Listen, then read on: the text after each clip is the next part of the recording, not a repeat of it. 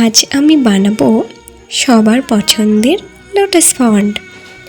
এই lotus font দেখতে আমার খুবই সুন্দর লাগে। এই লোটাস ফন্ট বানানোর জন্য আমি একটা প্লাস্টিকের ঢাকনা ইউজ করছি। তোমরা চাইলে MDF বোর্ডের উপর করতে পারো। এরপর আমি ঢাকনাটাতে কালার করে নিচ্ছি। এবার কালারটাকে ভালো করে ব্লেন্ড করে নেব। এই লোটাস ফন্টের ওপর রাখার জন্য আমি ক্লে দিয়ে কিছু পদ্ম ফুল ও পাতা এবং তার সাথেই কিছু কিউট দেখতে ছোট্ট কয়েকটি হাঁস বানিয়ে নিলাম। এরপর সব কিছু পরপর বসিয়ে নেব। এটাকে একটু শাইনি দেখানোর জন্য ভার্নিশ ইউজ করছি।